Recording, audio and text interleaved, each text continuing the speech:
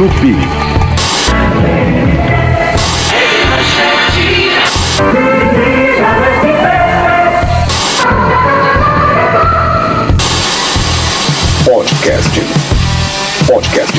Podcast Made from TV. Muito bem, ladies and gentlemen, está começando mais um episódio do Made from TV, o podcast que você não escuta nem no cabo, nem no cinema e nem na locadora. Eu sou o @Sargento Hamster, Ricardo Prado, falando diretamente de Matinhos, e aqui comigo está, falando de Goiânia, o @GBAMDR, Gabriel Medeiros. Gabriel, dê aí a sua primeira saudação para os nossos ouvintes. Boa noite aí pro pessoal do canal PSQ, boa noite pro pessoal do Made from TV. A gente vai falar de um tema hoje, eu não vou dar spoiler, o Ricardo vai explicar certinho o que é, mas é um tema que já foi tocado em algumas vezes aqui no canal, aqui no próprio Made from TV, mas a gente vai entrar nele hoje com mais propriedade. E o tema dessa edição do Made from TV, a de número 4 da segunda temporada, é o ano de 1992. O ano mais bizarro da história da humanidade. A gente vai falar de alguns acontecimentos que marcaram aquele ano, envolvendo direta ou indiretamente a televisão.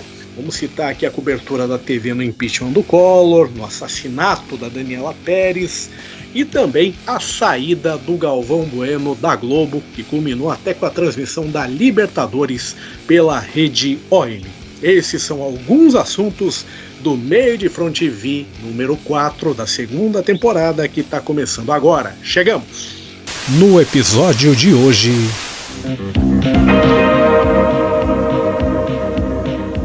Assassinada no Rio a atriz Daniela Pérez, a Yasmin da novela das 8. Passou o impeachment pela Câmara dos Deputados neste momento. Amanhã a Câmara manda um ofício para o Senado.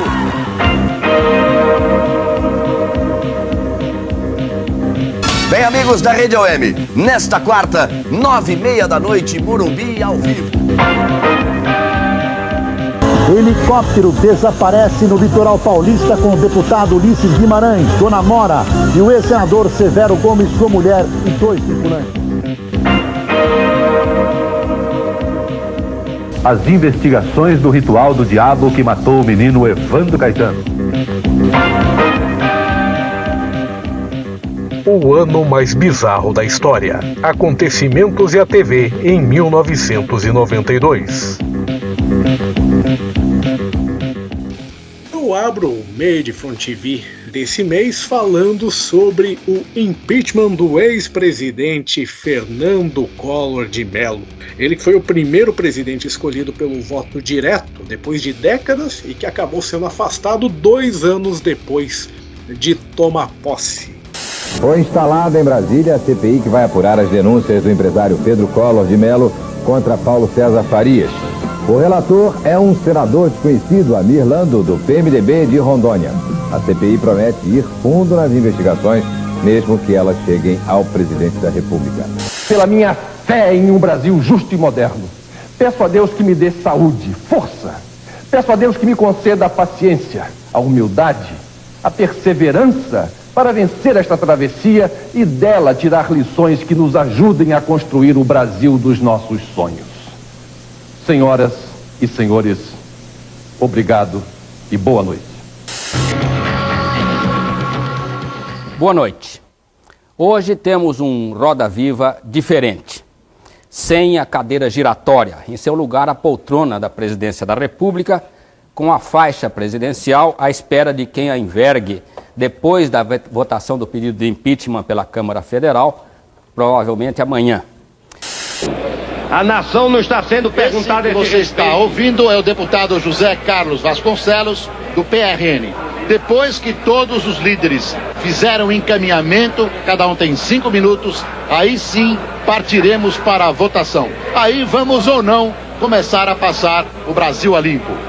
Vamos movimentar mais uma vez a reportagem do SBT. 61.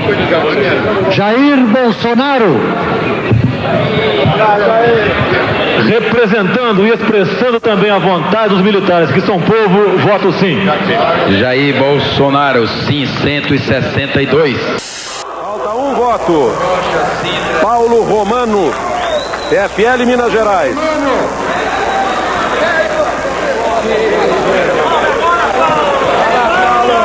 Senhor presidente, pela ética, PFL mas Minas em Gerais. nome dessa casa e do povo brasileiro, saibamos ser coerentes.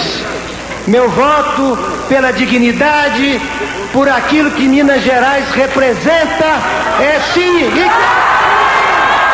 336 votos. Passou o impeachment pela Câmara dos Deputados neste momento. Amanhã a Câmara manda um ofício para o Senado.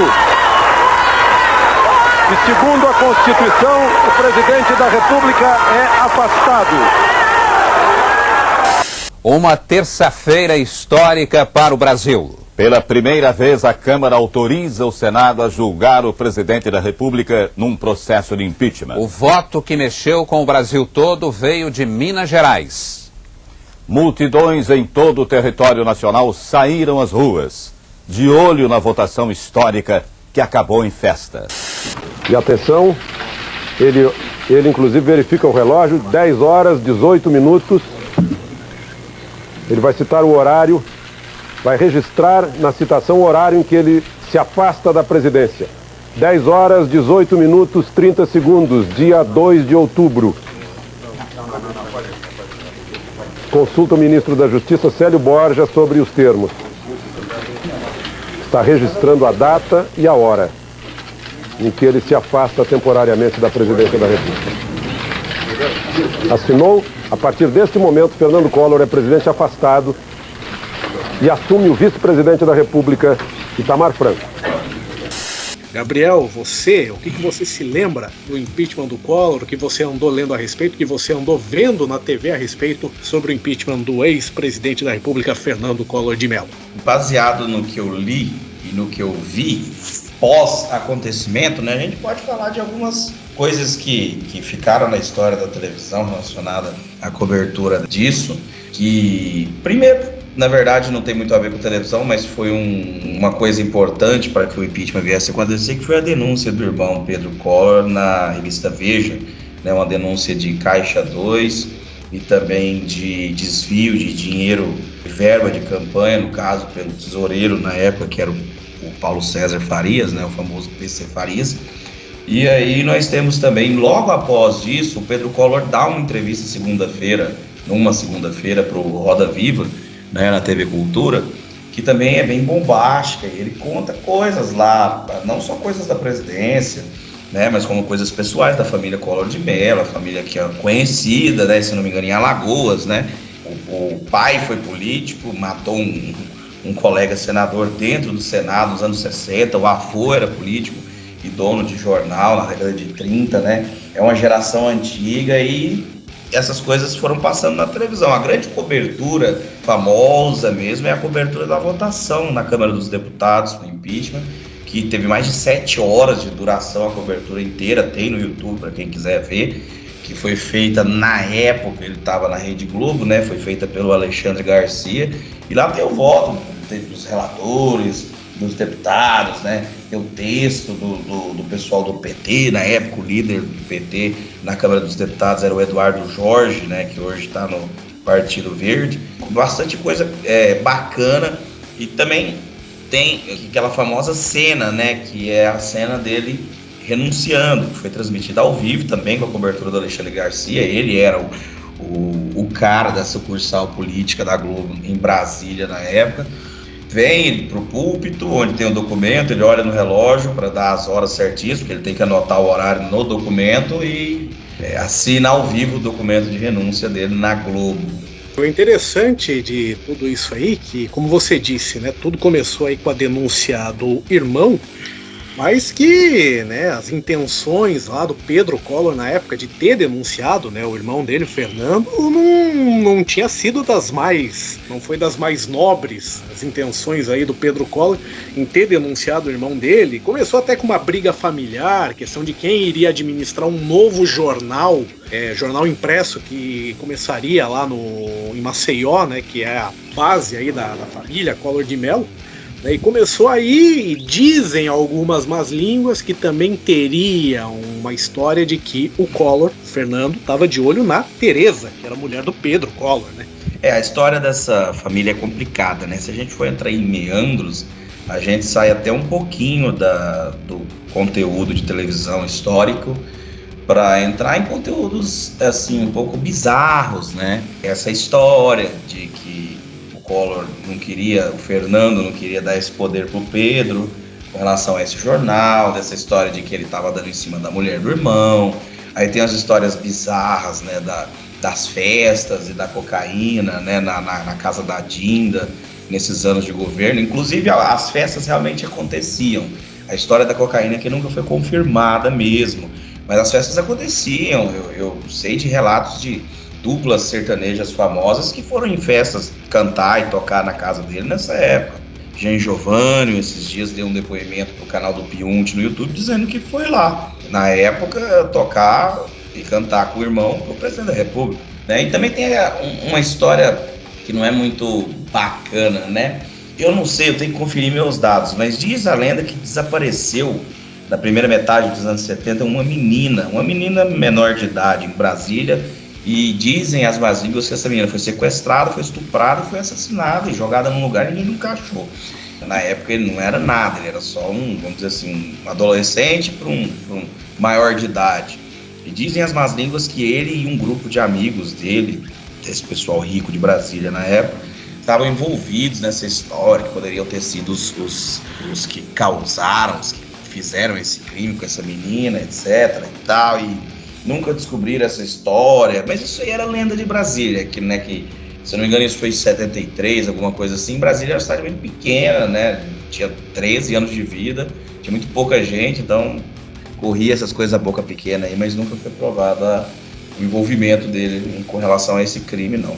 E voltando esse lance aí da briga familiar entre o Collor e o Pedro, né, o Fernando Collor e o Pedro Collor, né, teve até a história de que a mãe dos dois, né, a dona Leda Collor, entrou na história dizendo que o Pedro não estava no auge de suas faculdades mentais. Até o Pedro convocou uma entrevista coletiva mostrando um laudo médico do exame que ele fez, provando que ele sim estava com a cabeça em dia, né, não estava doidão, e isso acabou até gerando uma repercussão na época. E a questão aí, tudo que envolveu, né, esse impeachment aí do Fernando Collor, até a história dos rituais que aconteciam na casa da Dinda, né, as macumbas que depois até chegaram a vir a público, né, com uma entrevista que a Rosane Collor, já na condição de ex-mulher do Fernando, né, depois de separada, ela deu pro Fantástico nessa entrevista falando que rolava lá um sacrifício de bode, um monte de coisa. E tudo isso acabou virando até um lance de folclore quando, em 93, a TV Manchete resolveu fazer uma novela baseada no Collor chamada O Marajá, que acabou não podendo ser exibida porque o Collor entrou na justiça, né, barrando a exibição dessa novela. Curioso também, né, que há uns poucos meses atrás, quase um ano, talvez um ano atrás, eles descobriram, né, porque essa novela tinha sido considerada perdida durante muitos anos, porque não foi exibida, depois a TV faliu. Eu fiquei sabendo por um canal, se não me engano, ano passado, ano retrasado, até mandei no grupo pro Ricardo, que teve um pessoal que visitou o prédio antigo, né, da Rede TV, que não está completamente abandonado, porque tem seguranças e é um prédio privado, ainda tem quem tome conta lá, mas está em situação de desalento total, abandono com relação a descuido, né? E aí a gente até achou, e parece que isso não ia vir a público, mas parece, se eu não me engano, talvez você tenha essa informação aí, Ricardo, alguém descobriu os arquivos, né, alguns arquivos dessa novela aí. Essa novela O Marajá, né, ela tem os 2 primeiros capítulos dela no YouTube, né, inclusive a gente vai botar o link também no comentário fixado aí, esses 2 capítulos que vieram a público, porque o que aconteceu na época, né, a Manchete tentou exibir essa novela, foi embargada na justiça, né? O Collor entrou na justiça por conta disso.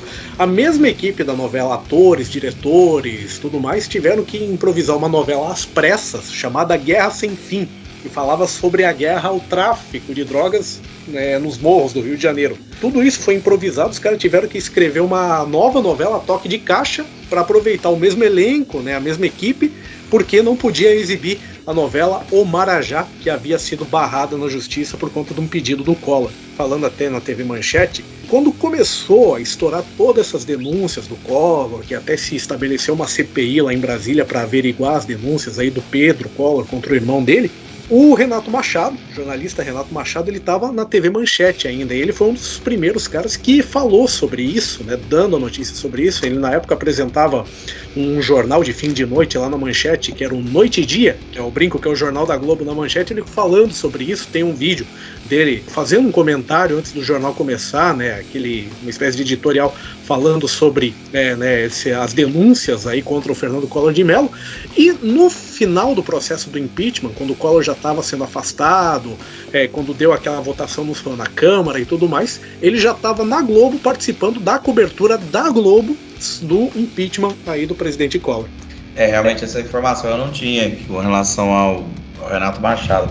Mas é bacana, né? Você vê que envolveu muita gente na época, né? Esses dias o próprio, hoje, que é o comentarista de política da Band, o próprio Eduardo Oineg, né? Que deu um depoimento esses dias falando, eu participei também na época, eu tinha acabado de sair de estagiário para virar contratado de um jornal e tal. Então, assim, é bacana porque para muita gente que hoje alguns já estão se aposentando, mas outros estão, vamos dizer assim, no auge da sua carreira jornalística, fazendo comentários políticos, essas pessoas participaram desse momento, e é muito importante mesmo. E a gente agora fala sobre outra ocorrência bizarra aí do ano de 92, que foi o desaparecimento do Ulisses Guimarães, num voo de helicóptero ali entre os litorais do Rio de Janeiro e de São Paulo. O helicóptero dele acabou caindo no meio do mar e nunca mais o corpo dele foi achado. Isso foi lá por outubro de 92, o desaparecimento dele.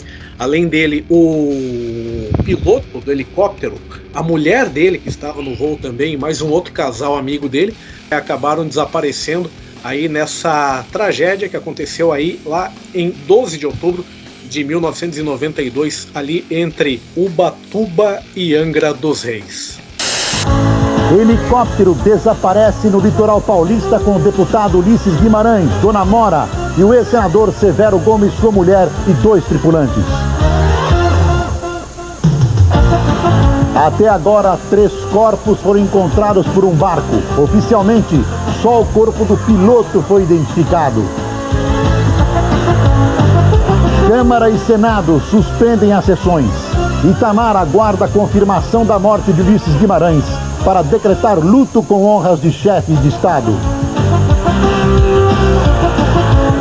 O desaparecimento de Ulisses Guimarães repercute em todo o país.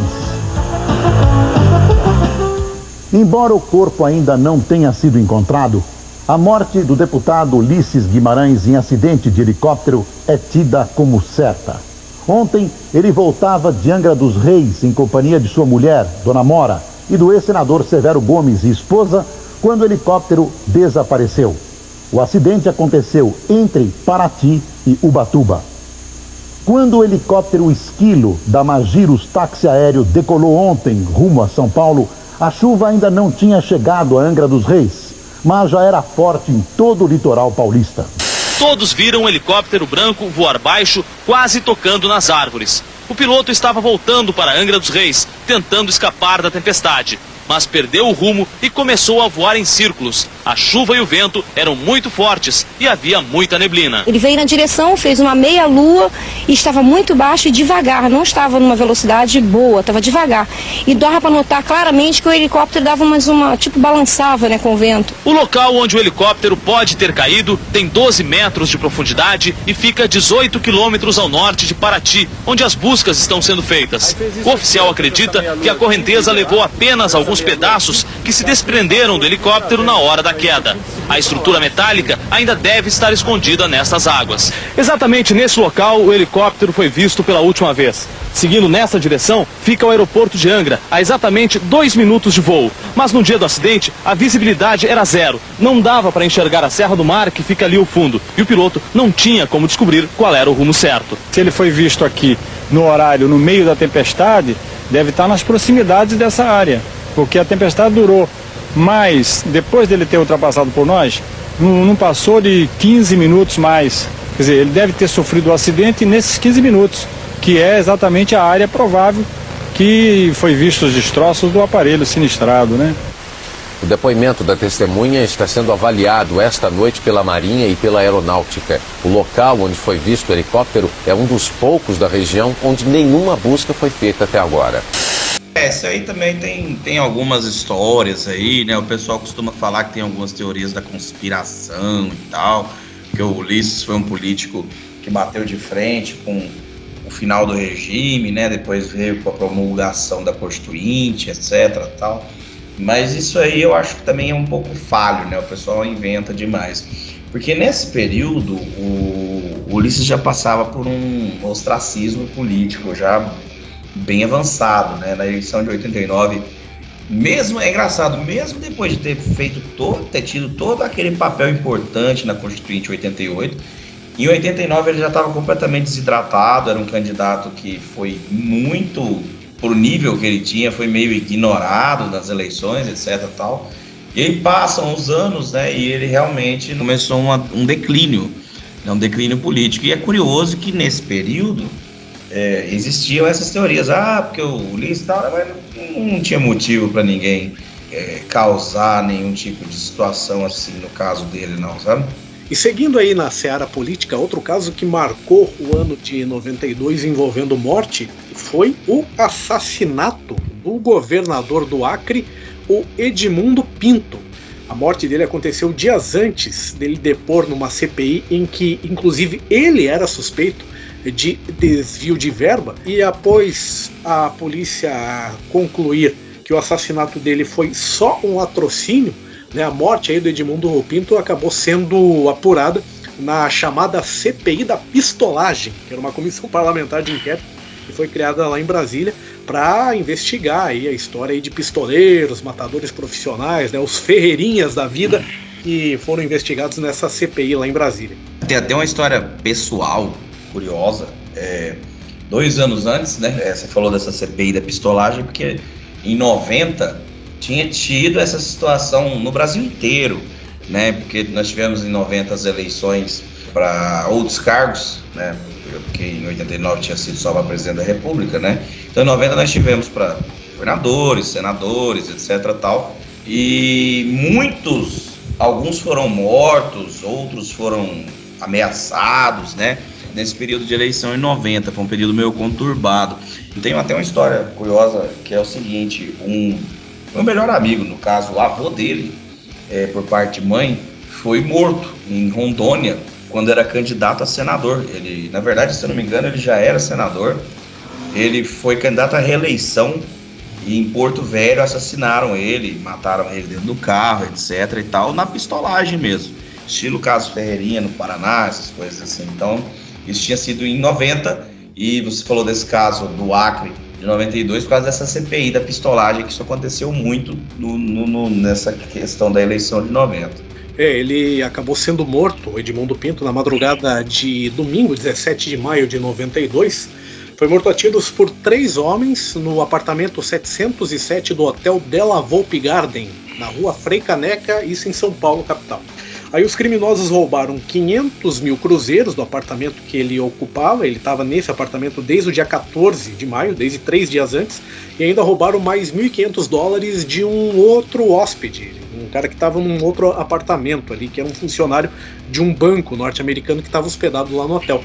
E por conta, né, desse sumiço aí do dinheiro, tanto dos 500 mil cruzeiros que tiraram do apartamento do Edmundo Pinto, quanto dos $1.500 que roubaram do outro apartamento ali, é que acabou sendo concluído, né, que teria sido apenas aí um latrocínio, esse crime aí, esse assassinato do, na época, governador do Acre, Edmundo Pinto. Os criminosos acabaram sendo presos depois, justamente por causa do testemunho desse norte-americano aí que acabou sendo roubado também, e o caso acabou sendo considerado apenas latrocínio, mas foi apurado nessa CPI da pistolagem que estava instaurada lá em Brasília em 92. Mas você tem que ser muito burro para fazer isso aí, né? Você tá contratado de pistoleiro para matar um cara, aí você vai e mata o cara, ou seja, você tá para sair ileso, aí você vai, rouba um cara, deixa o cara vivo, o cara te reconhece depois e você vai parar na cadeia. Então você tem que ser muito burro, muito idiota mesmo pra fazer uma besteira dessa. E agora a gente fala sobre o massacre do Carandiru, que foi outro acontecimento do ano de 92, essa chacina que ocorreu em 2 de outubro, quando uma intervenção da Polícia Militar lá em São Paulo, né, foi necessária para conter uma rebelião dentro da casa de detenção e acabou causando a morte aí de 111 detentos. E a gente sabe que o nosso amigo Drauzio Varela estava, não sei se ele estava presente no dia, mas ele era um dos médicos que atuava, que trabalhava ali no... Ele fazia um trabalho médico na época, né, no Carandiru. E toda essa confusão começou, pelo que a gente sabe aí, por conta de uma discussão em um torneio de futebol dentro do presídio. Essa realmente eu não sabia, se você contar essa história aí é bacana. A rebelião teve início com uma briga de presos no pavilhão 9 durante uma partida de futebol dos detentos na casa de detenção. A intervenção da Polícia Militar, liderada pelo coronel Biratã Guimarães, tinha como justificativa acalmar a rebelião no local. A promotoria do julgamento do coronel Biratã classificou a intervenção como sendo desastrosa e mal preparada. Essa intervenção que foi autorizada pelo então secretário de Segurança Pública lá de São Paulo, o Pedro Franco de Campos, ele que acabou deixando o cargo menos de um mês depois. Ele diz, né, quando saiu, que ele não consultou o governador de São Paulo na época, que era o Fleury, né, e disse que tomou essa decisão por conta própria. Anos depois, aí o Fleury afirmou que não deu a ordem, mas que se tivesse no gabinete dele na hora, teria sim autorizado aí o Pedro Franco a permitir essa intervenção militar que aconteceu lá no Carandiru. Bacana é o Michel Temer, né, que na época era secretário, assumiu depois que o Pedro Campos saiu. Ele anunciou, quando ele tomou posse, que recomendaria repouso e meditação para os policiais envolvidos, né? Bem bacana ele, né? Bem tranquilo. Só faltou recomendar para o povo fazer yoga. Yoga na cadeia, né? Michel Temer também, vou te falar. Fala uma novidade, né? Ai, que coisa.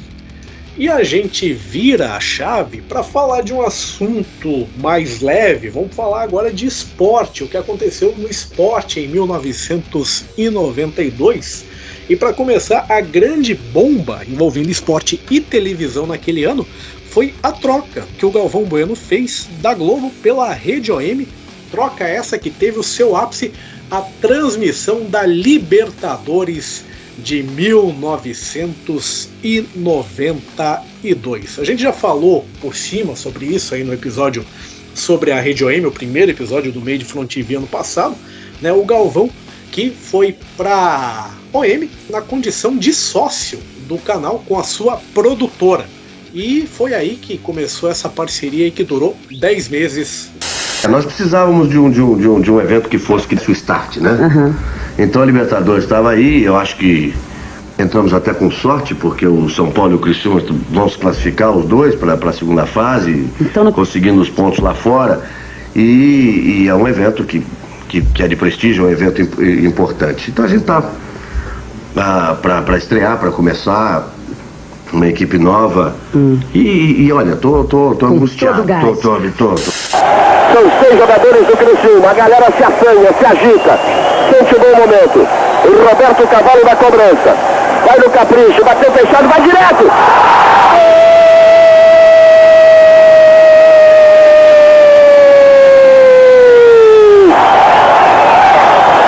Do Criciúma! Do meio da praça e do meio da rua! Roberto Cavalo!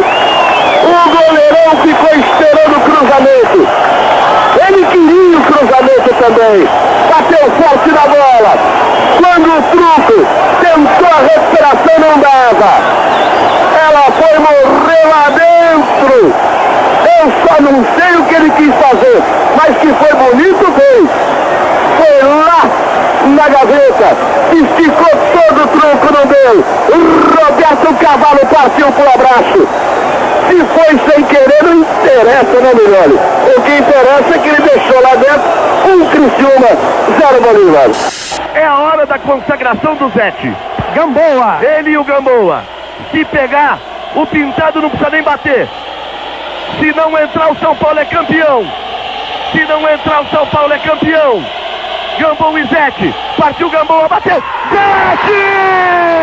Zete! Zete! É campeão! É campeão! É campeão o São Paulo! A consagração do Zete! Tele se abraça, os jogadores se abraçam, o povo invade o campo. É uma histeria, uma loucura, uma festa incontrolável do Morumbi, Mário Jorge. Vamos aqui com os jogadores do São Paulo. Campeão da Libertadores. É uma loucura absoluta no Morumbi. Tele Santana é carregado nos braços. Não dá pra falar com ele. Vibra Tele como se fosse um menino, como tivesse chegando de Minas para os seus primeiros tempos no Fluminense como jogador de futebol. É uma festa que eu confesso, jamais vi no Morumbi. Jamais vi o Morumbi ser invadido dessa forma. Jamais vi a torcida do São Paulo vibrar dessa forma. É o futebol brasileiro conquistando, reconquistando um título importante. É um momento importante para o futebol do Brasil, para o São Paulo que conquista o título inédito. E eu, com tantos anos de estrada, as lágrimas vêm aos olhos, porque realmente é um trabalho importante que começa junto com essa conquista do futebol brasileiro com o São Paulo. Dizem que ele aproveitou também o clima dentro da Globo para poder sair e entrar de parceria com a OM na produtora dele, porque ele já saía de um clima balançado desde mais ou menos ali final de 90, né? Porque tinha tido a decisão do título na Fórmula 1 entre o Ayrton e o Prost no Japão em 90, e depois da decisão que algumas pessoas viram como deliberada do Ayrton de tirar o Prost da corrida, alguns jornalistas começaram a pressionar por uma declaração dele, uma opinião, etc. E na época o Reginaldo, que já não se dava muito bem com ele, porque era mais amigo do Piquet, dentro e fora, como profissional e como pessoal, resolveu perguntar para ele algumas coisas sobre isso, até em off também, né, e tal, e o Ayrton se sentiu ofendido, etc. e tal. E acabou que, no fim das contas, criou uma torta de climão ali, porque o Ayrton sempre foi muito amigo do Galvão, né? Sempre foi amigo pessoal mesmo, de conviver junto, tá sempre junto, etc. E o Reginaldo, igual eu falei, próximo do Piquet. Então criou-se um clima entre o Galvão e o Reginaldo. O maior produto da Globo naquela época era a Fórmula 1, o maior produto de esporte naquele período ali entre 87 até mais ou menos 92 foi a Fórmula 1. Então o Galvão realmente começou a ter problemas com o Reginaldo e aconteceu o que aconteceu. Ele resolveu sair da emissora e aproveitar essa oportunidade dessa sociedade com a OM aí.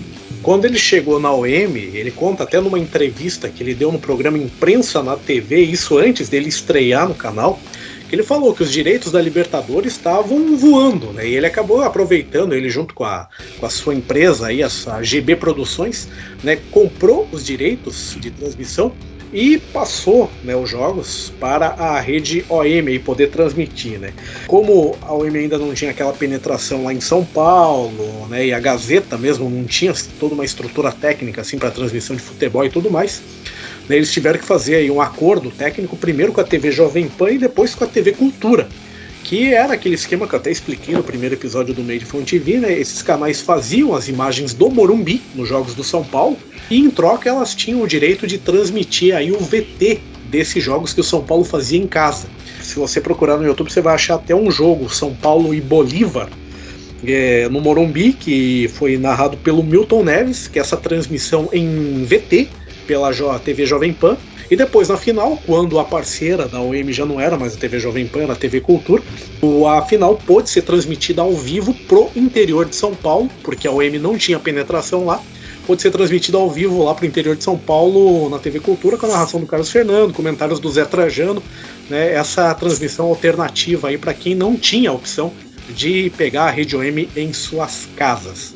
O interessante é que na grande final a audiência que a OM já tinha feito no jogo de ida, né, da decisão, né, News Old Boys de São Paulo lá na Argentina, lá em Rosário, fez com que o pessoal da Globo fosse bater na porta da Rede OM e do Galvão para poder exibir aí, comprar, né, deles poder exibir aí o jogo de volta, né, que daí a transmissão dessa partida de volta não seria exclusiva da OM, passaria na OM e na Globo, e o Galvão acabou recusando. É curioso, né, que o Galvão tenha recusado isso aí depois de... Em 92 ele estava fazendo 10 anos de emissora, né, ele entrou na Globo em, se não me engano, em 82, e aí ele depois acabou voltando depois de um ano, né, então assim... Achei que ele ia acabar fazendo uma parceria, mas não. E daí o Galvão até falou, depois uma matéria que saiu no UOL, que ele não ia atrair a equipe dele da OM, porque ele sabia, claro, que se passasse na Globo também, a maior audiência ia ficar com a Globo. Então, para manter os índices de audiência que a OM estava tendo, tanto nos jogos do São Paulo como até nos jogos do Criciúma, decidiu manter a exclusividade, não repassar os direitos desse último jogo para a Globo e mostrar sozinha a grande final. E os planos do Galvão ali na OM, eles eram ambiciosos, que nessa mesma entrevista aí no Imprensa TV, ele diz que uma das tentativas dele era tentar comprar o Mundial Interclubes, foi depois o São Paulo e Barcelona. Ele disse que ia tentar comprar os direitos do jogo de Tóquio para transmitir ali na Rede OM, só que acabou não rolando. Ele acabou se contentando mesmo com o Campeonato Paranaense no segundo semestre e também a Copa do Brasil. O Campeonato Paranaense, outra coisa bizarra de 92, né, que foi um campeão do interior, uma final do interior, né, que foi a Londrina e União Bandeirante. O Londrina acabou sendo campeão. E a Copa do Brasil, que teve aí o título do Internacional, não deixa de ser bizarro também, porque foi o primeiro e até agora único título aí do Inter na Copa do Brasil, ganhando do Fluminense na final.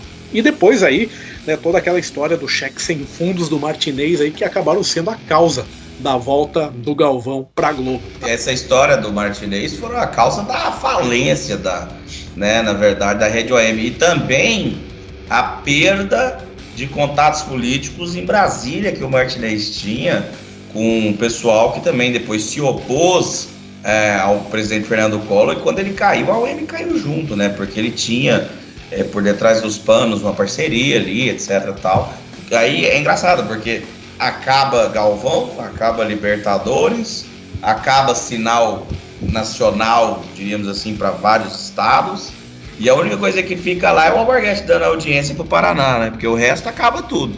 O OM ainda continuou no ano seguinte com o Sport, ainda exibiu a Copa do Brasil de 93, mas daí já era com o que tinha sobrado da equipe, né? O Galvão ficou fora, daí já levou todo aquele pessoal que era, né? O pessoal que era da equipe dele ali, que era tipo Raul Quadros, Mário Jorge Guimarães, toda essa turma acabou saindo. E a OM teve que se virar, ainda como a OM, depois como CNT, se virar com o que tinha, ali com Lombardi Júnior, Sicupira. Aliás, até uma coisa bizarra que na final do Campeonato Paranaense de 92, né, que você vê que é um encontro ali daqueles que você não vê todo dia, que é o Galvão narrando e o Sicupira comentando. Pois é, né, curioso. Então, aí se eu não me engano, Ricardo, talvez você tenha essa informação mais correta, a Rede OM vira CNT em abril ou maio de 93, alguma coisa assim. É isso mesmo, foi aquela mudança estrutural, né, que o grande símbolo dessa mudança foi aquele programa, o Clodovil em Noite de Gala, que era ele apresentando ali da Ópera de Arame. Exatamente, tem histórias, né, também, se eu não me engano, nessa época, Sérgio Malandro, ou foi depois? Sérgio Malandro, ele entrou depois ali por volta de 94, mas ele não ficou muito tempo não, porque passado um período ele já foi pro SBT, voltou para SBT, né, que foi aquele período em que ele saiu da Globo, passou ali um tempinho na OM, ou melhor, na CNT, e depois foi para SBT. Ele que tinha aquele programa infantil no fim das tardes, chamado Tudo por Brinquedo, e aí quando ele saiu, entrou a Mariane apresentando. Ah, sim, então curiosidades aí pros nossos espectadores aí, basicamente é isso aí mesmo. E até você falou aí da questão do Reginaldo Leme, aí a briga que ele teve com o Ayrton Senna, nesse período que o Galvão estava fora, o Reginaldo teve, né, várias corridas aí que o Reginaldo Leme ficou de fora, nesse período que ele estava aí brigado com o Senna e fora da cobertura da Fórmula 1, ele fez até reportagem sobre futebol. Teve até a final do Paulista em 92, Palmeiras e São Paulo. A matéria pro Globo Esporte foi feita pelo Reginaldo Leme. Ele resolveu dar uma afastada da Fórmula 1 naquele período lá, porque como o Ayrton era o grande nome e o grande produto, né, da Globo e tal, ele resolveu afastar porque a relação não estava boa. Depois, né, quando o problema do Galvão se deu lá no OM e ele volta para a Globo, o Galvão costura uma relação, né, entre ele e o Ayrton e o Reginaldo, eles se resolvem lá e tal, e fica desse jeito. Até foi agora, né, pouco tempo, se eu não me engano, 2018, né, foi acho que 18 ou 19 foi a última transmissão que eles fizeram juntos. Sem o Galvão, os grandes momentos do esporte na Globo, em 92, tiveram aí como protagonistas não só o Luiz Alfredo, como também o Kleber Machado e o Oliveira Andrade, né? O Luiz Alfredo, ele que narrou a conquista do ouro pela seleção de vôlei lá em Barcelona, e também esteve presente no Mundial Interclubes, a vitória do São Paulo em cima aí do Barcelona. Ele que narrou direto do Japão. Durante o jogo teve lá um problema com o retorno, um problema com o áudio, e aí o Oliveira Andrade narrou parte do jogo dos estúdios da Globo, narrou off-tour. Tanto é que o São Paulo ganha esse jogo por 2-1, né, os 2 gols do Raí. Um gol é com a narração do Luiz Alfredo e outro com a narração do Oliveira Andrade.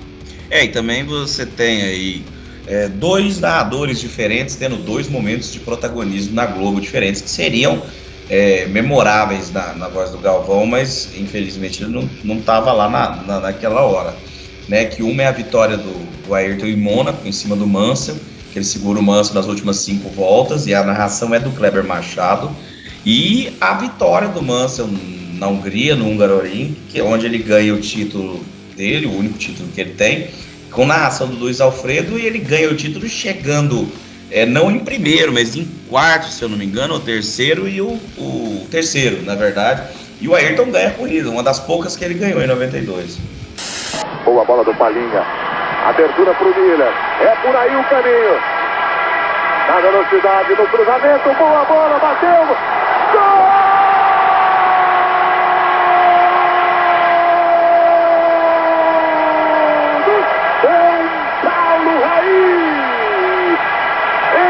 Montão de gente, montão de alegria do outro lado, a decepção de Kelan. O gol do Brasil, gol do São Paulo, gol de empate. O caminho dizia era Miller. Olha na repetição, ele passa da bola para ameaça da pinta, o cruzamento, Raí de coxa, botou lá dentro, outro ângulo para você na repetição. Miller, primeiro, o controle da bola, a ginga, cinto, o cruzamento caprichado, Raí, 1-1, tudo igual, Tele. O Miller saiu, Cafu devolveu, Raí bateu, gol!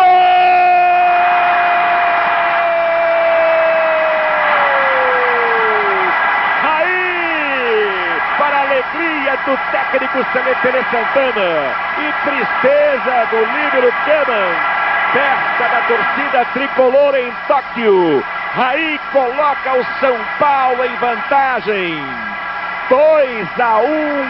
Que golaço, Raul Plasman.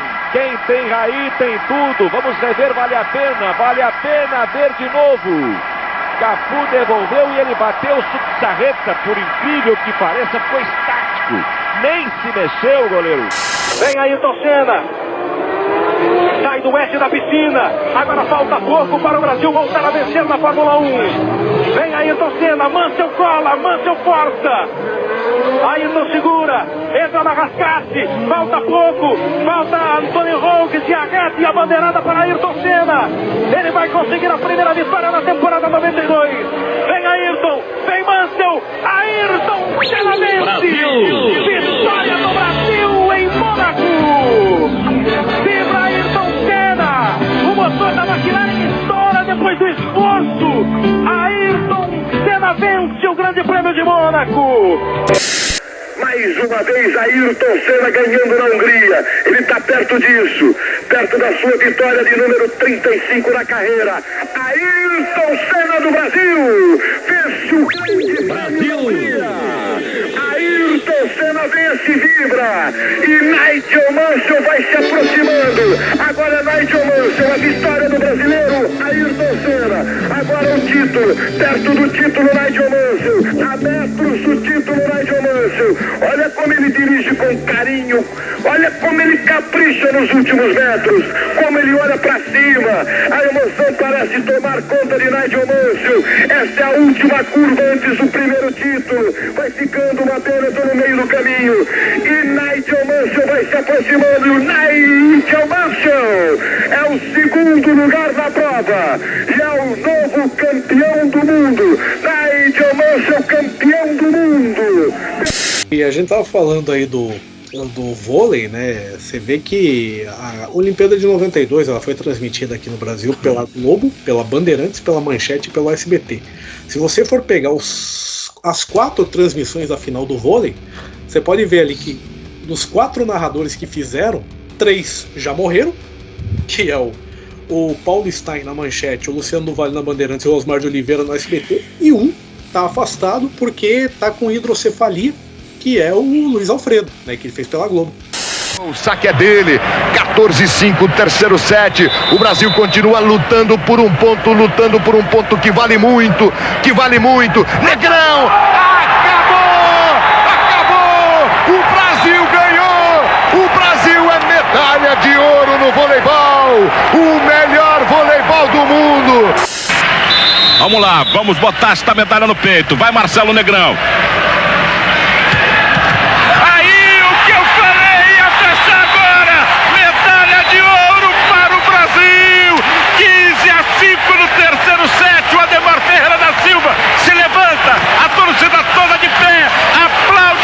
Time do Brasil. Que esse exemplo do vôlei masculino sirva para todos, para todas as modalidades, para nós brasileiros, que com determinação a gente chega lá. Marcelo Negrão, somos ouro! Campeão olímpico Brasil! Marcelo, que tal uma bomba? Força, Marcelo, isso. E que bomba! Acabou!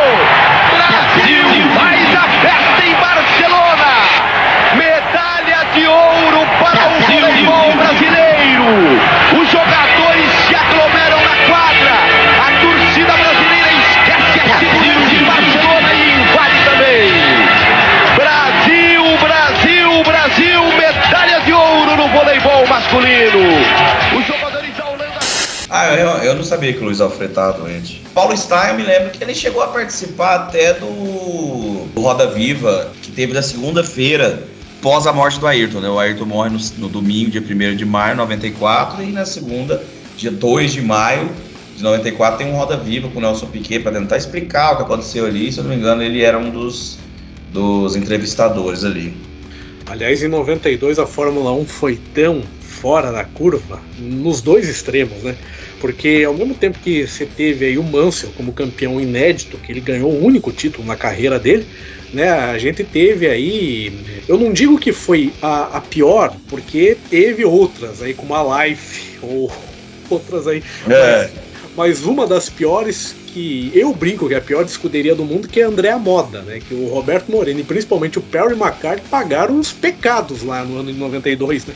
Andrea Moda, que na verdade nada mais era do que uma fronte, né? Uma frente para lavar dinheiro do André Sassetti, que era um cara que disse que era ligado com o mundo da moda. Ele tinha realmente uma marca, fábrica, né, de sapato, mas era na verdade a fábrica dele de sapato seria uma frente da máfia italiana, e a equipe seria mais uma forma de lavar dinheiro, né? E ele não tinha a menor noção do que estava fazendo, né? Tem aquelas histórias dos caras empurrar o carro até a saída do box, o carro sem motor, né? Para parecer que estavam trabalhando e tal. Tem umas histórias bem bizarras mesmo. A gente fala muito, esses dias eu vi uma entrevista do Roberto Moreno, a gente fala muito sobre como o Roberto Moreno é um piloto aguerrido, né? Um cara que fez muito com muito pouco, né? E a gente chega a comentar também dessa situação. Por exemplo, ele conseguiu classificar, se eu não me engano, em 25º ou 26º em Mônaco, em 92. Ele coloca o carro no grid e ainda dá umas 6 ou 7 voltas com o carro lá. 11. Até o carro, 11, né? É isso, até o carro quebrar, para mostrar. E ele andava bem, ele estava andando bem, ele não estava completamente passando vergonha durante a corrida, não. Ele era um cara que fazia esses milagres aí. Mas a André Moda também não tinha muita... É uma das várias situações onde na Fórmula 1 o cara entra bilionário e sai milionário. A gente tem que dizer que o André Sassetti diz a lenda, né, que ele montou a equipe aí comprando o espólio da Coloni com a grana que ele teria ganho num jogo de pôquer, né? Olha a versão que o cara a Coloni já vinha também mal das pernas e o Roberto já tinha sido piloto da Coloni em 89, se eu não me engano. E também conseguiu, foi o único piloto em 89 que conseguiu passar da pré-qualificação e classificar o carro. E aí via dessa coisa aí. Provavelmente, realmente, não deve ser lenda, não é a história do poker, mas é a história de que realmente era o espólio da Coloni mesmo. Porque isso aconteceu, né? Quando, por exemplo, o Gabriele Rumi, da Fond Metal, comprou o espólio da Ozella. Também teve gente, se eu não me engano, que comprou o espólio da Leighton House no final de 92 para colocar uma equipe no grid em 93, mas o dinheiro não era suficiente, não deu certo. Assim, que correu em 94, 95, inclusive foi a equipe pelo qual o Roland Ratzenberger morreu em Imola. Também a Syntec era um espólio da Lotus, que foi dividido em duas partes, uma parte foi para a Syntec e a outra parte foi para a Pacific. A Syntec, na verdade, ela projetou aí o carro da Andrea Moda, porque o que aconteceu é o seguinte, né? Quando a Andrea Moda foi estrear, ela tinha que pagar uma taxa de inscrição aí de equipes novatas, a FISA. No começo eles se negaram a pagar, porque eles disseram que, não, a gente ainda é a Coloni, só mudamos o nome. Não, mas vocês têm que pagar, tem que pagar. Quando eles pagaram, eles acabaram meio que admitindo que era uma equipe nova. E daí eles não podiam usar o chassi que eles tinham comprado da Coloni.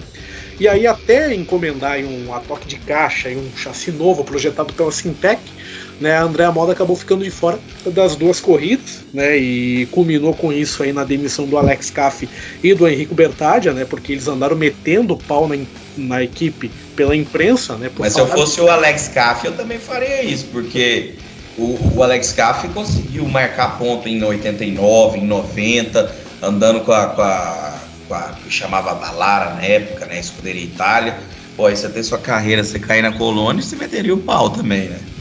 Aí, quando eles finalmente eram para estrear, que seria Interlagos, o Perry McCarthy não tinha nem carro para correr e o Roberto Moreno não passou da pré-classificação e ainda a alavanca da marcha saiu na mão dele. Ele até pega e fala numa matéria lá do São Paulo Já, né, que era o jornal estadual da Globo na época.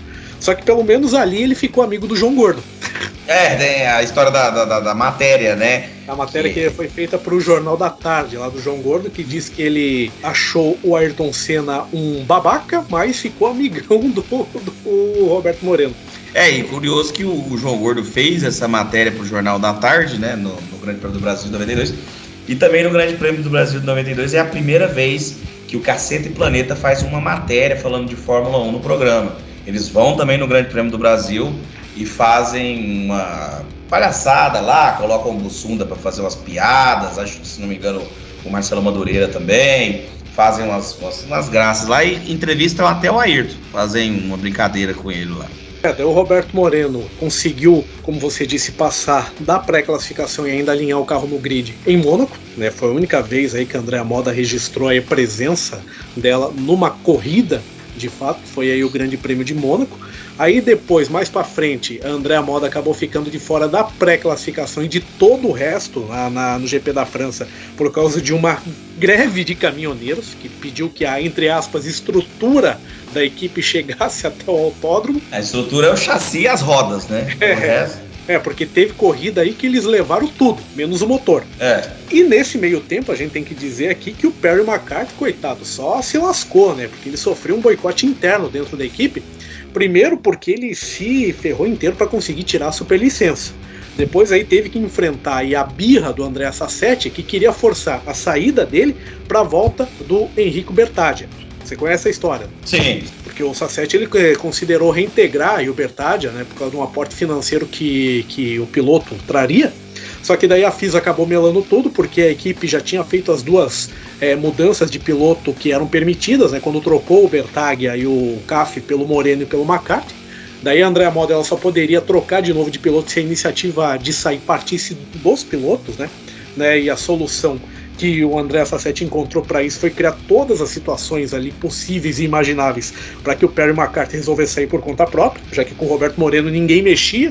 Porque o Moreno era, inclusive, amigo de todo mundo, amigo dos mecânicos, era o cara que dava aporte emocional para os caras trabalharem, né? Então ninguém mexia com ele. E é importante dizer que o Perry McCarthy, além dele não receber um puto da equipe, ele corria de graça, ainda tinha que financiar do próprio bolso as viagens para as corridas, né? E para isso ele chegou até a fazer um acordo com uma agência de turismo. O acordo era o seguinte: a empresa bancava as passagens e a hospedagem, e em troca ele teria que fazer um bico como guia turístico.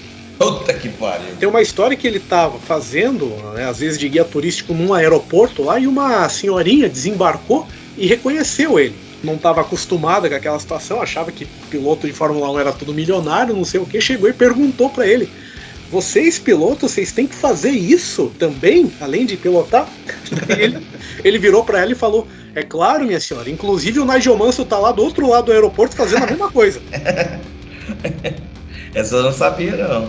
Inclusive aconteceu dele chegar em cima da hora numa tomada de tempo lá numa pré-classificação, porque ele tinha combinado de ir pro autódromo 5 horas da manhã junto com os mecânicos. Só que daí os mecânicos, em vez de ir dormir, foram pra farra e resolveram ir direto pro autódromo. E nisso ele estava dormindo no hotel, ele esperava acordar junto com os caras lá 5 horas da manhã para ir pro autódromo. Não, ele acordou sozinho 7 horas da manhã e teve que ir correndo, aí ele que se virasse para chegar. E a gota d'água foi a coluna de direção fodida que colocaram de propósito no carro dele no GP da Bélgica, né? Que a peça arrebentou de vez no meio da Eau Rouge, o acidente poderia ter sido feio, né? E ele vendo ali que podia morrer, estava realmente arriscando o pescoço e que ninguém tinha consideração nenhuma por ele ali dentro, ele resolveu pedir o chapéu dele. O Perry McCarthy nunca mais se meteu com Fórmula 1, ele depois virou até um personagem num programa lá na Inglaterra, lá o Top Gear, que também fala sobre corridas e tudo mais, mas com Fórmula 1 ele não mexeu mais. Realmente ele sofreu um boicote muito grande lá dentro, tomadas outras decisões estúpidas lá e tal. E o Andrea Sassetti, ele acabou sendo preso. Preso. Isso lá na Bélgica também, foi preso no paddock por supostamente falsificar notas fiscais aí de peças de automóveis, e ele saiu do autódromo algemado. E essa aí acabou sendo a cereja do bolo fecal, que era a várzea da Andrea Moda, né, equipe que acabou sendo expulsa da Fórmula 1 por manchar a reputação do esporte. É bacana, é isso aí mesmo, basicamente. A Andrea Moda ficou famosa por ser muito ruim pelas histórias que 90% já foram comprovadas que são verdade. E aí, porque também tem muita história assim na Fórmula 1 em geral, muita história maluca. E a gente segue com as bizarrices ocorridas no ano de 92, agora falando sobre a morte do cantor Aladdin. Teria sido ele enterrado vivo, Gabriel Medeiros? Né, a gente tinha essa lenda, né, essa famosa história aí de que o Alan da dupla Alan e Aladdin, que foi famoso com algum sucesso aí, Liguei Pra Dizer Que Te Amo, né, outras músicas aí que agora geralmente eu só sei cantar, porque eu não sou muito bom com nome de música, não. E aí o que acontece? A famosa história de que ele foi fazer um tratamento dentário, né? Foi fazer um tratamento dentário na época, que já tinha uma certa evolução, mas não era igual hoje, né? Nós estamos falando de uma diferença de 30 anos aí. E ele teve uma espécie de uma infecção, primeiro ficou irritado, depois infeccionou, e aí o que diz a versão oficial é que essa infecção se evoluiu para uma sepsemia, basicamente, e ele morreu. Porque eu me lembro de uma reportagem, se não me engano, de 99 ou 2000 no SBT Repórter, porque é preciso dizer aqui que, na real, essa história aí do Buried Alive não repercutiu tanto na época.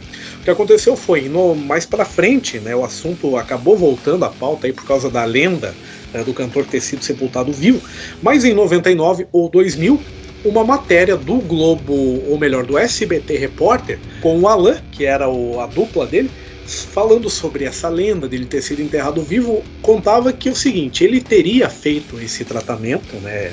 E que naquela mesma noite ele chegou até a fazer um show. Só que daí, durante o show ele já estava se queixando de dor no dente e tal, e a coisa começou a piorar. E ele já no carro, enquanto estavam... Depois, quando ele já estava bem ruim mesmo, botaram ele no carro para levar para o hospital, e ele já começou a convulsionar, já começou a ficar já bem feia a situação dele, e dali para frente é que ele acabou morrendo. Mas eu me lembro na época que, assim, em 92, eu estava assistindo o programa do Bolinha, né, o Clube do Bolinha, que passava na Bandeirantes, e foi ali que eu fiquei sabendo da morte do Aladim, porque o Bolinha falou, né, infelizmente, aí o cantor Aladim acabou morrendo. A dupla que frequentava o programa dele também, né? E foi ali a primeira vez que eu vi já o Alan e Alex, que o Alex acabou entrando no lugar do Aladim aí, eles já cantaram naquele programa do Bolinha, isso no final de 92. O Aladim, ele que acabou morrendo no dia 1º de outubro, na cidade de Mogi das Cruzes, do interior de São Paulo. E aí dizem, né, que passaram-se muitos anos falando sobre a tal da narcolepsia, né, que seria esse negócio aí que você falou do Buried Alive, né? O cara teve uma crise de narcolepsia que ela causa convulsões em alguns casos, e a narcolepsia é assim, ela causa quase praticamente, sei lá, o desligamento de 90% do seu sistema nervoso central. Você fica vivendo como se fosse num coma extremamente profundo, mas não morreu. Basicamente foi isso que dizem que aconteceu, e aí por isso ele teria sido enterrado vivo e tal. E também tem umas histórias, né? Tem uns peritos aí, ultimamente nos podcasts aí, contando que foram exumar o corpo do Aladim, e quando foram exumar, tinha marcas de unha na madeira do caixão e umas coisas assim meio bizarras e tal, mas nunca foi provado, sabe? Inclusive a própria família do cantor vem a público aí, vez por outra, para desmentir essa história, dizendo que ele não tinha sido enterrado vivo nem nada. O próprio Alan já se posicionou dizendo que era mentira já, mas é uma história que acabou ganhando repercussão aí com o tempo, e é um daqueles casos assim que a versão acaba sendo até mais apetitosa do que a verdade em si, né? Mas de fato é uma das inúmeras bizarrices que ocorreram aí em 92. A gente tem até uma história recente, se eu não me engano agora, 16 ou 15, alguma coisa assim, eu tava vendo esses dias, de uma situação muito semelhante, e essa ainda é pior, porque ainda teve um fio de esperança, de uma situação muito semelhante que aconteceu, acho que, não sei se não me engano, nas Honduras, alguma coisa assim, de uma menina que sofreu a mesma coisa. Ela levantou à noite para ir no banheiro, o banheiro ficava fora de casa, ela convulsionou, ela caiu, a mãe encontrou no outro dia, ela no jardim, levaram para o hospital. O hospital era bem precário, então os médicos não tinham esse conhecimento todo, etc. Acabaram dando como falecida, acabaram dando óbito a ela. Ela foi enterrada. E aí, no dia seguinte, o marido, a mulher estava inclusive grávida, o marido, viúvo, foi lá chorar no túmulo e ouviu ela batendo. E ela começou a bater e pedir por socorro dentro do caixão, etc e tal. E ele teve lá um mini infarto na hora, assim, tô falando de forma zoando, né? Ficou nervoso pra caralho, mas saiu correndo e foi procurar ajuda. Quando os médicos chegaram, os paramédicos, né, chegaram para fazer os primeiros socorros, ela estava viva mesmo, mas estava com a respiração muito baixa, etc. Então ela acabou falecendo, né? A história da mulher que morreu 2 vezes. E seria bizarro se não fosse verdade, né? Se fosse lenda, etc, tal. Mas é verdade, porque existem vídeos dos caras quebrando o túmulo dela para tirar o caixão, para tirar ela de dentro do caixão, etc, tal. Aconteceu, foi matéria até nos Estados Unidos, tal. Então, assim, como nada foi comprovado dessa história do Aladim, você não tem provas concretas. Mas eu não duvido que possa ser verdade. Eu fiquei muito com isso na cabeça quando eu vi essa matéria dessa menina. Porque poderia ter sido isso. Poderia ter sido muito bem isso que aconteceu. Um episódio parecido, mas na ficção que remete também a 92, foi numa novela mexicana que passava no SBT chamada Garotas Bonitas, em que o vilão da história acabou morrendo no final, também enterrado vivo. Ah não, então, tá vendo? Aí tem essa aí já é ficção, mas é bom porque é 92, né? Federico Cantú, o nome do personagem. O nome do ator é o Alejandro Camacho, que ele era o vilão da história. Ele quis dar um golpe, né, para escapar da cadeia, né? Ele foi forjar a morte dele, acabou sendo enterrado. Só que ele chegou lá na hora, dentro do caixão, ele não soube mexer no tubo de oxigênio que ele tinha levado junto. A mãe dele, que sabia que ele estava vivo, era para desenterrar ele, só que ficou se enrolando, porque acho que deu uma crise de consciência na mulher, não sei o quê, e ele acabou morrendo dentro do caixão, né? Na versão dublada que passou no SBT, a cena foi muito curta, mas assim, na versão original que tem no YouTube, ele agonizando dentro do caixão ali é desesperador. Pelo amor de Deus. E a gente segue com o Made from TV desta edição número 4 aí da segunda temporada, falando sobre o desaparecimento de crianças em Guaratuba, no litoral do Paraná, né, marcadas aí principalmente simbolicamente pelo caso Evandro. A, entre aspas, febre de desaparecimentos de crianças aqui no Paraná, que já existia, né? Várias crianças no final dos anos 80, início dos 90 também acabaram sumindo ali na região de Curitiba, região de Londrina também, mas acabou ganhando uma cobertura muito grande, uma repercussão muito grande da mídia por causa desse episódio em Guaratuba, né? Por causa da prisão aí de gente graúda da cidade, inclusive a família do prefeito na época, e a autoria teria sido aí atribuída a rituais satânicos. Tivemos aí o envolvimento da seita Luz, o Lineamento Universal Superior, né, que era liderado aí pelo argentino José Teruggi e pela mulher dele, a brasileira Valentina de Andrade, e por conta do envolvimento aí dessa seita, né, o caso acabou tendo repercussão também na Argentina, com equipes de TV da Argentina vindo aqui para o litoral do Paraná, indo para Guaratuba fazer matéria, conversar com a mãe do Evandro e também com o José Maria de Paula Correia, que era o delegado-geral da Polícia Civil aqui do Paraná na época. Que você, Gabriel, e vocês, ouvintes do Made from TV, vão ter a oportunidade de perceber que é o dono do pior espanhol do mundo.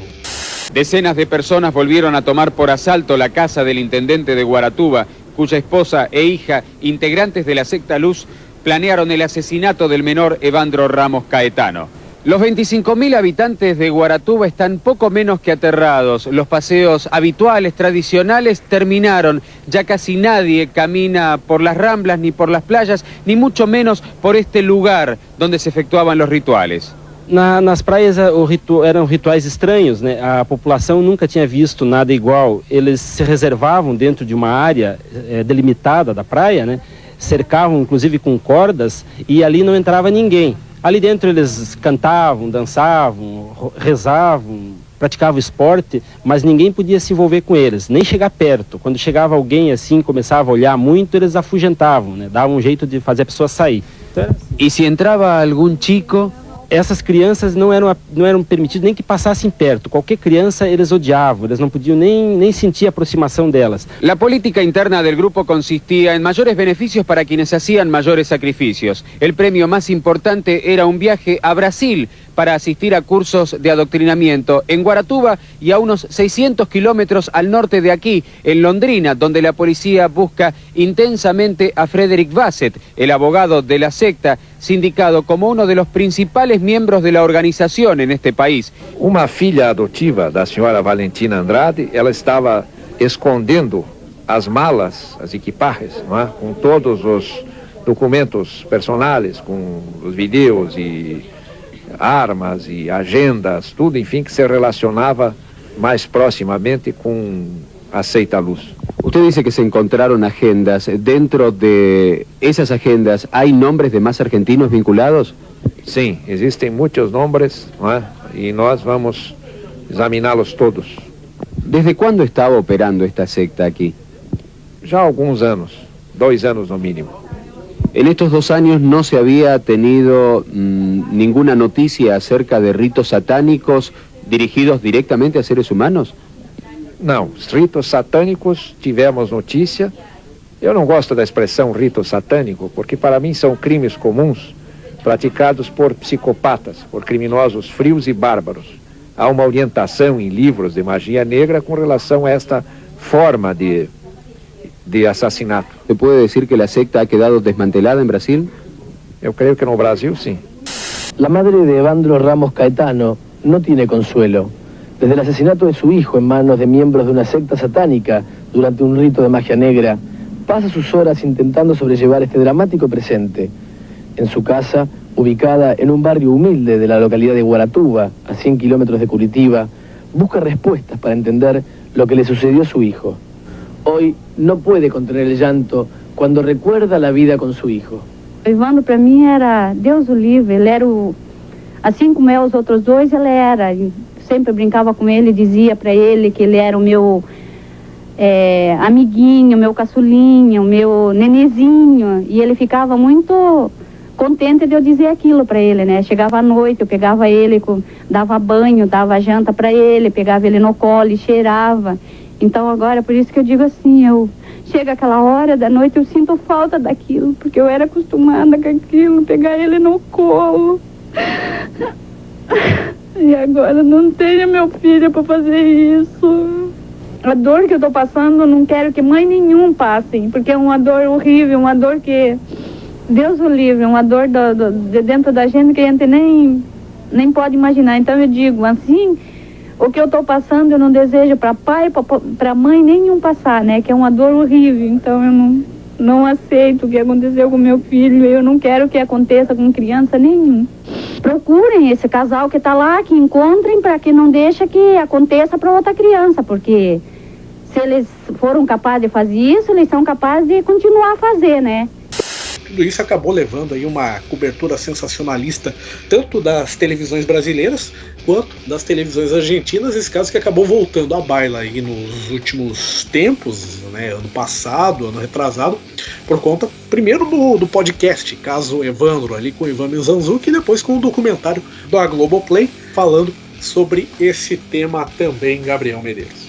Eu acho curioso esse tema, a gente chegou a comentar algumas vezes, né, que nunca foi descoberto, né, essa história toda, porque envolveu a família do prefeito, no caso a mulher e a filha foram presas, o velho morreu sem saber se elas eram inocentes ou não. Seu Alto Abage. Exatamente, mais uma camarilha lá que não se sabe, dizem que é inocente, que sofreu tortura de policiais e tal. Até aí fica naquela coisa, o Ministério Público tenta provar uma, depois aí fica as instituições discutindo entre si, né?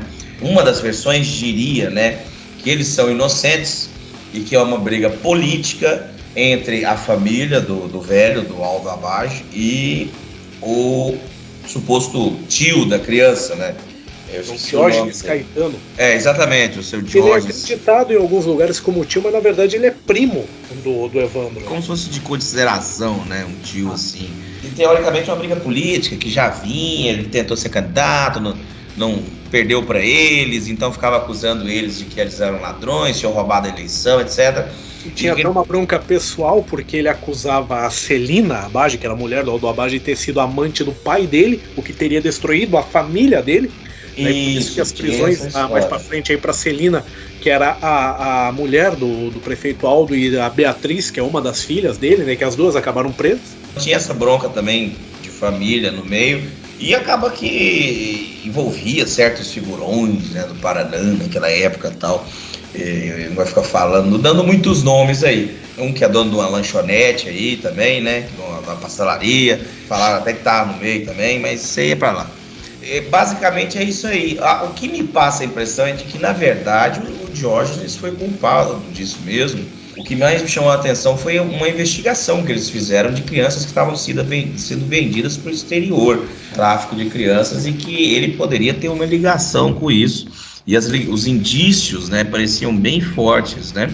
Então, assim, eu não sei, eu acho que essa família não teve nada a ver com isso, não.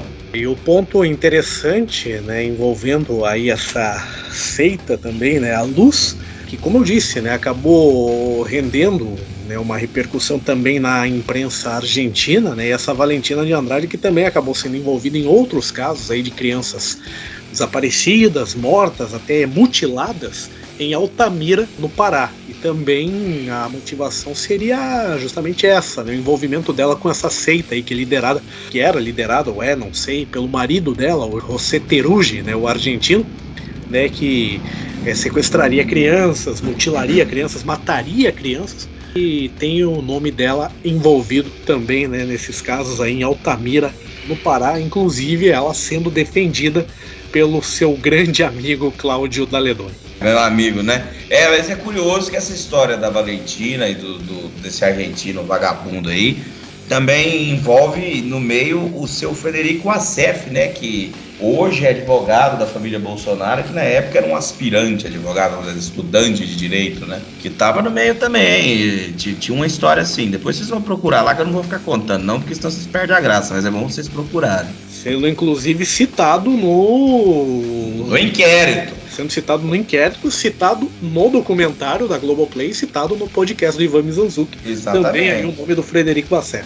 E a gente encerra o Made from TV desse mês falando sobre o assassinato da atriz Daniela Pérez. Outra ocorrência bizarra de 92, chamou mais atenção ainda pelo fato dela ter sido morta por outro ator, no caso aí o Guilherme de Pádua, ela que foi esfaqueada por ele e abandonada no mato, isso lá no Rio de Janeiro. O coração dela chegou a ficar exposto por causa das estocadas que ela havia levado, né, com a arma usada no crime, e a possibilidade também de pacto satânico que acabou sendo levantado, porque o Guilherme de Pádua também mexia com umas macumbas. Tem até uma fala do Maurício Matar para o SBT, uma matéria sobre a morte da Daniela Pérez, que foi feita aí, que passou no TJ Brasil, com o Maurício Matar falando que o Guilherme de Pádua gostava de levar lá umas estátuas, lá, uns preto velho, uns negócios lá pro camarim, umas peças de teatro lá que eles trabalharam juntos e não sei o que, e que o Maurício Matar não se sentia à vontade com isso. Ele levava sempre esse preto velho numa mochila dentro do camarim, e eu falava com ele que eu não queria isso, porque eu trabalhava, nós dividíamos um camarim juntos e isso não era certo, até porque eu respeitava todas as religiões, mas não queria essa falange perto de mim. Uma pessoa completamente perturbada, uma pessoa completamente fora de si, nervosa nas suas atitudes, no seu emocional abalado. Quer dizer, a pessoa tem que ser condenada, né? Fora as outras histórias que tem aí do Guilherme de Pádua, diz que ele não Tinha dar tudo pra dar errado, né? Porque é isso que eu ia falar.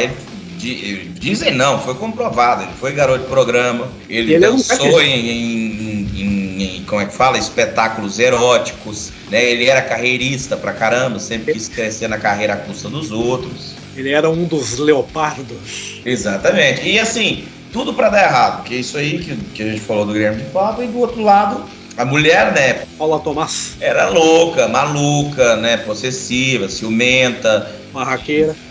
Arrumava briga. Pô, de menina com 18 anos arrumando briga, sendo expulsa de galeria, porque dava garrafada nas outras meninas. Completamente louca, né? Aloprada e tal.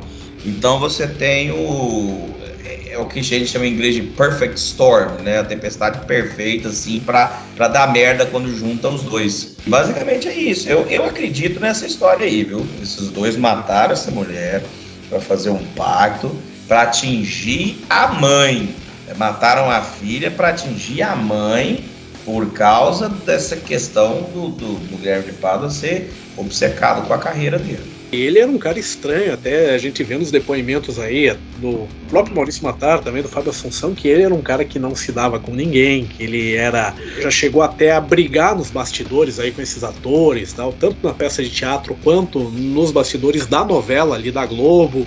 Era um cara que ficava meio que cercando a Daniela Pérez, né, sentia de coisa, e tudo isso, né, tá sendo colocado aí a público nesse documentário aí da HBO. Aliás, são dois documentários muito bons, tanto o caso Evandro na Globoplay, quanto o Pacto Brutal, que fala aí sobre o assassinato da Daniela Pérez, que entrou em cartaz aí há pouco tempo no catálogo da HBO.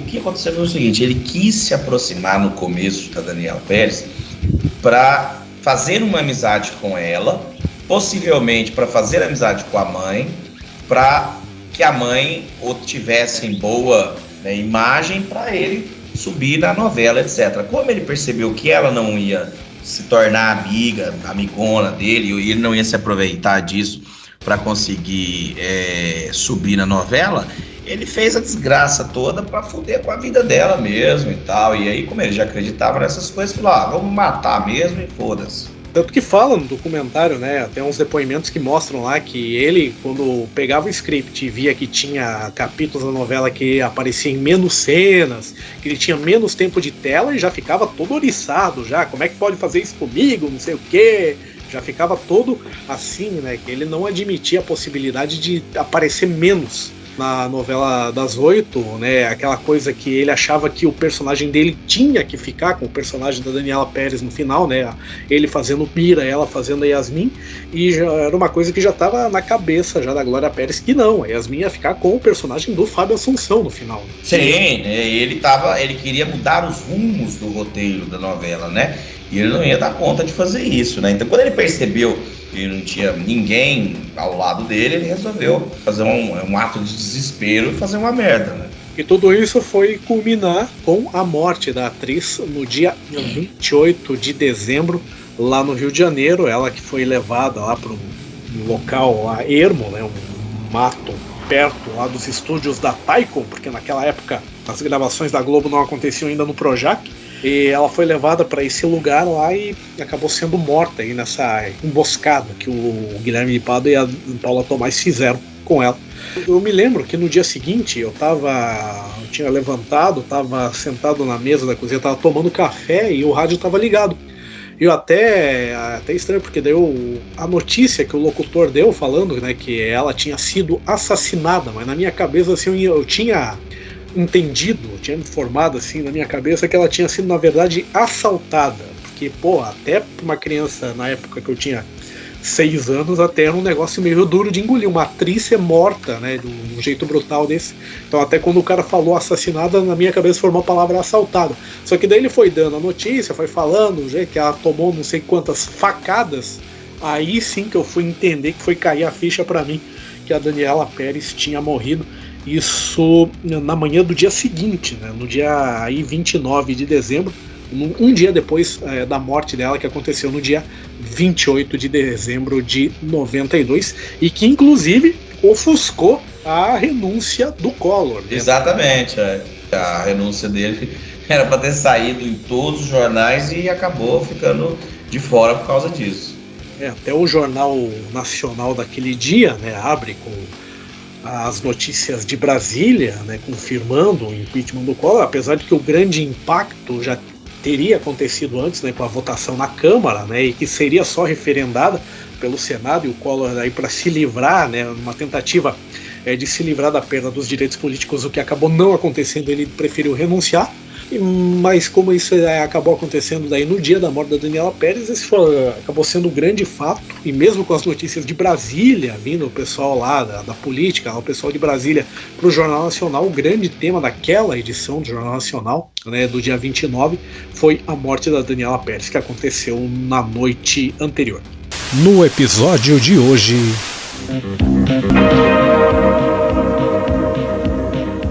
Assassinada no Rio a atriz Daniela Pérez, a Yasmin da novela das 8. Passou o impeachment pela Câmara dos Deputados neste momento. Amanhã a Câmara manda um ofício para o Senado.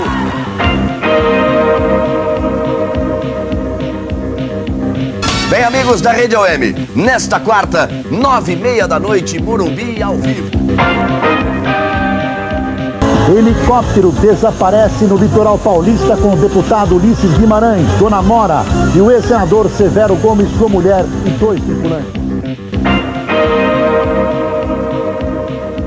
As investigações do ritual do diabo que matou o menino Evandro Caetano. O ano mais bizarro da história. Acontecimentos e a TV em 1992. Muito bem, e essa foi a edição de número 4 da temporada 2 do Made From TV, o podcast que você não escuta nem no rádio, nem no cinema e nem na locadora. Aqui comigo, Ricardo Prado, esteve Gabriel Medeiros, mais uma vez participando com a gente. Gabriel, dê a sua consideração final para os nossos ouvintes. A minha consideração final é também que a gente esqueceu de falar de um grande acontecimento do ano de 92, que foi o meu nascimento, né? Que foi noticiado em cadeia de rádio, televisão, etc, tal. Então, assim, a gente deixa essa passar, viu? Boa noite aí, bom dia, boa tarde a todo mundo e até a próxima. E com essa mensagem aí do Gabriel Medeiros, ele que nasceu aí no ano de 92, a gente encerra esse Made from TV. Não sem antes lembrar você, ouvinte, que além do Made from TV, acesse, né, as nossas outras atrações no canal do PSQ no YouTube, também os reacts, o podcast Uma Opinião, o Geek Indica, o PSQ Futebol Clube, o PSQ Plays, que vai voltar, tudo isso no YouTube, além do Spotify, que tem também os episódios do Uma Opinião. E no Spotify, e somente no Spotify, você também encontra o Mídia Redonda, que é um outro projeto aí do canal PSQ. Lembrando que a página de Instagram do Produções Sem Qualidade é o instagram.com/prodesquale. Além, é claro, dos Instagrams pessoais, aí o @GBAMDR do Gabriel Medeiros e o @Sargento Hamster, que é o meu, Ricardo Prado. A gente encerra aqui o Made from TV, essa edição número 4. A todos vocês que ficaram ligados aqui com a gente, um grande abraço e até a próxima.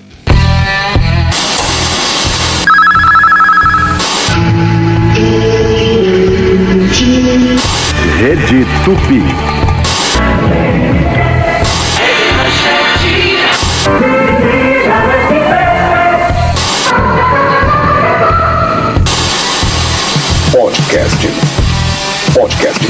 Podcast Made from TV.